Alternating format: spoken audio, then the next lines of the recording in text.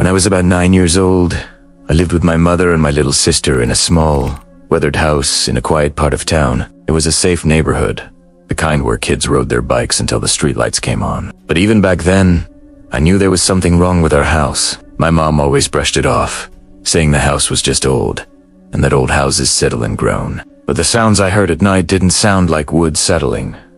They sounded like movement. They sounded like something deliberate. It started one night when I couldn't sleep. I was lying in bed with my blanket pulled up to my chin, staring at the plastic glow-in-the-dark star stuck to my ceiling. My room was small, just big enough for a bed, a dresser, and a heavy wooden toy chest by the window. I remember watching the shadows of the tree branches dancing on my wall. The wind was blowing outside, so everything was moving.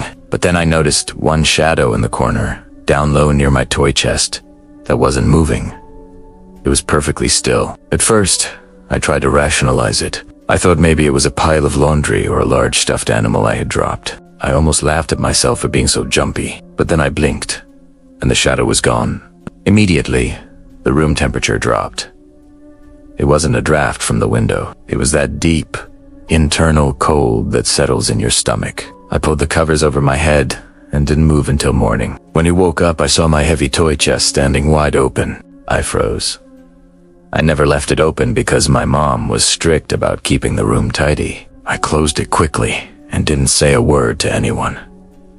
A few weeks later, things escalated. My sister, who was only 5 at the time, casually mentioned to my mom that she didn't like the man in her closet. The way she said it terrified me. She wasn't crying, she just stated it like a boring fact. My mom gave the standard parent response. "It's just your imagination, honey." But I looked at my sister's face, and I knew she wasn't lying. She told us he would stand in the closet and whisper, but she couldn't understand the words. My mom tucked her in and said a prayer, but she didn't actually check the closet, which I thought was a mistake. That same night, I woke up to a sound that I still hear in my nightmares. It sounded like someone dragging their fingernails across the floorboards. Scrape. Silence. Scrape. The sound moved across the room and stopped right beside my bed. I knew that if I leaned over the edge, I would see something looking back at me. So I squeezed my eyes shut and prayed for sleep. The next morning, the proof was there. There were 3 long, fresh scratches gouged into the wood floor right next to my bed. I ran to get my mom, but instead of being scared, she got angry. She accused me of dragging furniture or playing with something sharp. I swore to her I hadn't done it, but she wouldn't listen. After that, the house felt hostile. The nights got worse. I started hearing faint whispering coming from my own closet, like a radio tuned between stations. Sometimes my sister would scream, and when I ran into her room, she'd be pointing at an empty corner, sobbing, "He's right there. He's right there." I never saw him in those moments, but I could feel him. The hair on my arms would stand up, and the air would feel electrically charged.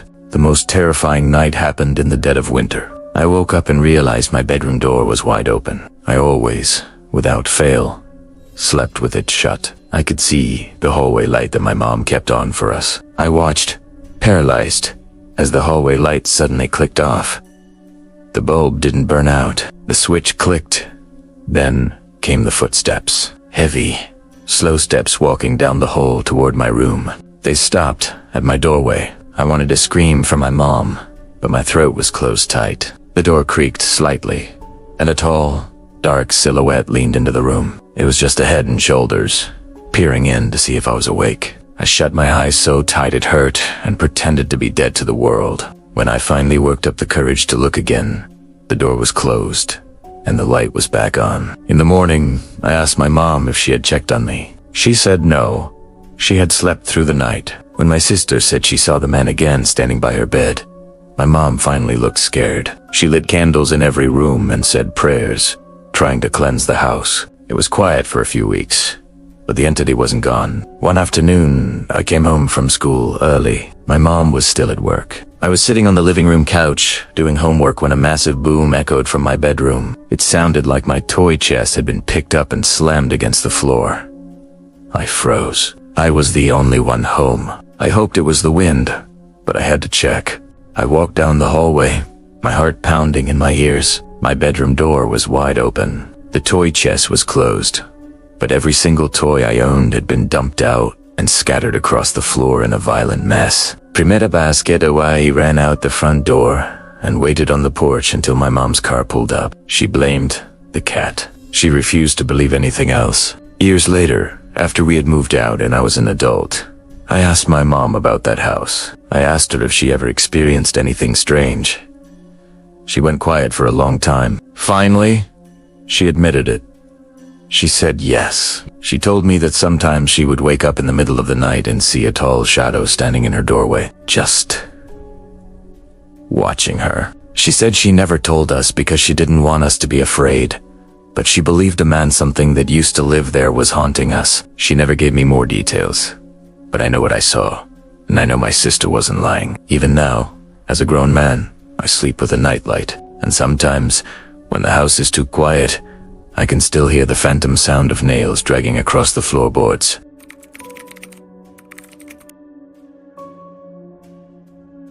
When I was 10 years old, my family moved into a larger house in the suburbs. My mom had just remarried, and with a stepdad and a growing family, we needed the extra space. The house was relatively new, nestled in a neighborhood filled with old pine trees. On the surface, it seemed perfect, but the atmosphere inside was wrong from day one. My bedroom was located at the very end of a long hallway. It featured 2 large windows overlooking the backyard and a closet that was strangely deep, extending far back into the wall. I tried to be excited about having my own space, but that excitement died the first night I slept there. Around midnight, I woke up to the sound of movement inside my closet. It wasn't a loud bang. It was a soft, deliberate shuffling, like fabric brushing against drywall.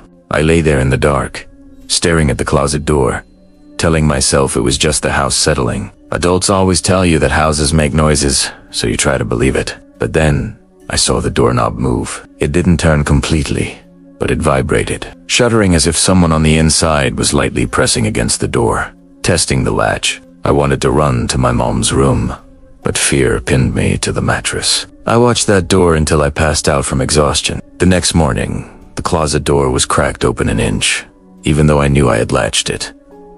My mom denied opening it. She blamed the air pressure from the vents, but I knew that wasn't true. The activity escalated quickly after that. I started hearing a persistent tapping on my window glass.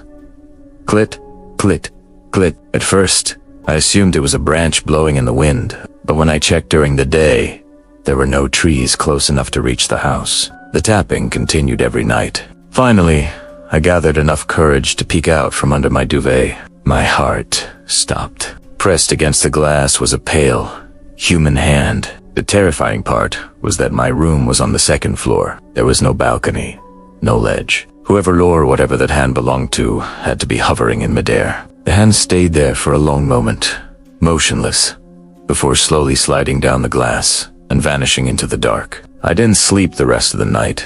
When I told my mom the next morning, she laughed. She actually laughed, thinking I was making up ghost stories to get attention. My stepdad joined in, joking about it, but I noticed a change in him.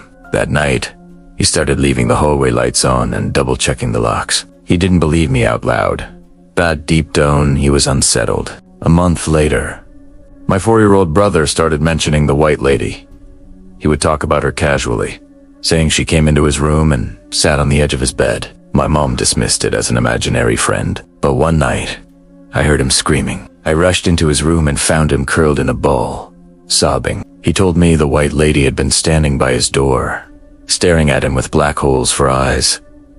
I believed him instantly because of what I had seen in my window. The haunting reached its peak during a violent thunderstorm. The wind was howling outside, shaking the house. I woke up because I heard the metallic screech of my window lock turning. I watched in horror as the latch undid itself. The window slid upward, and the storm blew into the room. But it wasn't just the wind. A figure climbed over the sill. It was the white lady. She didn't walk.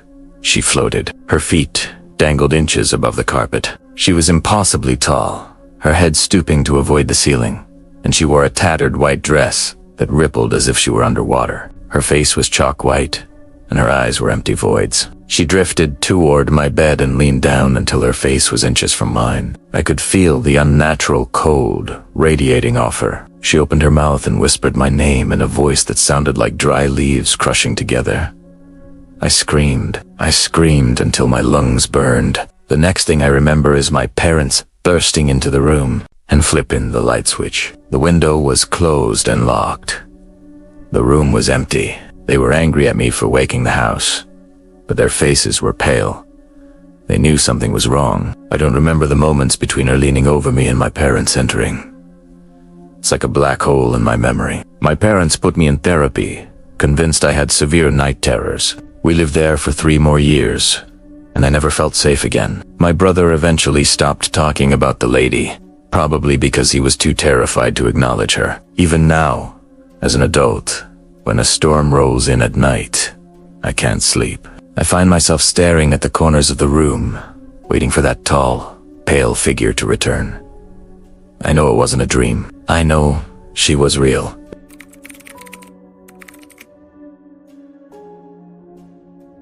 When I was 8 years old, my entire world was the 3 blocks surrounding my house. Every day after school, I would ride my bike in loops around the neighborhood. I knew every cracked sidewalk square and every barking dog.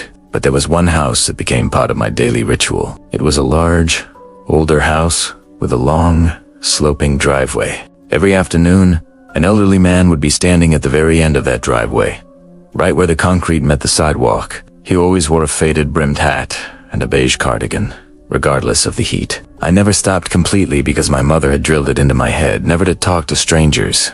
But I would slow down. He would wave and call out a friendly hello. Over time, we started having short conversations across the gap. He never stepped onto the sidewalk, and I never crossed onto his driveway. We stayed in our zones. He was nice. He seemed like a lonely grandfather figure, but looking back, there were things that should have tipped me off. He knew things about me that I hadn't told him. One day, he complimented the new bell in my handlebars before I even rang it. Another time, he asked how my little brother was feeling, even though I was riding alone and hadn't mentioned my brother being sick. I just assumed he was an observant neighbor who watched the street. We talked for weeks. He told me jokes and stories about a dog he used to own. Then, abruptly, he stopped appearing. I rode past the house for 3 days straight, and the driveway was empty. The curtains were drawn tight. It felt like the house had gone to sleep. I was worried, in the way a child worries, thinking maybe he was sick. A few days later, I saw a woman in the backyard of that house. She was older, wearing gardening gloves, and looking tired. I hesitated at the corner. I knew I wasn't supposed to cross the street, but I needed to know where my friend was. I looked both ways, pedaled across the asphalt, and stopped at her back gate. So looked up, surprised to see a kid standing there. I asked her about the man in the hat. I described him perfectly: his voice, his clothes, the way he stood at the end of the driveway. I asked if he was okay. The woman's face went pale.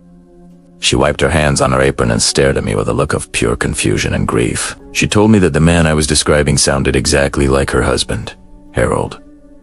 I smiled, expecting her to call him out, but she didn't smile back. She told me that Harold had died over a year ago. He had passed away from a heart attack, right there in the driveway. I felt a cold pit open in my stomach. I didn't want to believe her. I asked if she had a picture. She went inside and came back with a framed photograph. It was him. The same hat, the same kind eyes. But there was one difference. In the photo, the man had a long, jagged white scar running down his left cheek. The woman explained he had gotten it in the war when he was young. I stared at the photo, my hands shaking on my bike handles. The man I had been talking to for weeks, the man who knew my name and knew about my life, had a face that was completely smooth. Ada. No, Oscar. I mumbled a goodbye and pedaled home as fast as my legs could carry me. I didn't tell my parents because I knew they wouldn't believe me. I tried to convince myself I had made a mistake, but the story didn't end there. A week later, in the middle of the night, I woke up to a sound right outside my bedroom window. My room was on the first floor. I heard a soft tapping on the glass, followed by a voice. It was his voice. It whispered my name, clear as day, just like he used to when I rode by. "Hey kid, come outside." I pulled the blankets over my head and screamed for my dad. By the time my parents rushed in and checked the yard, there was no one there, but there were footprints in the mud under my window. We moved away when I went to college, and the house was sold. I'm an adult now, and I've driven past that street a few times. The driveway is empty, but I still wonder what I was actually talking to all those afternoons. It looked like Harold, and it sounded like Harold, but it was perfect, too perfect. It was a copy, without the scars. And whatever it was, it wanted me to cross that line onto the driveway. I'm just glad I never did.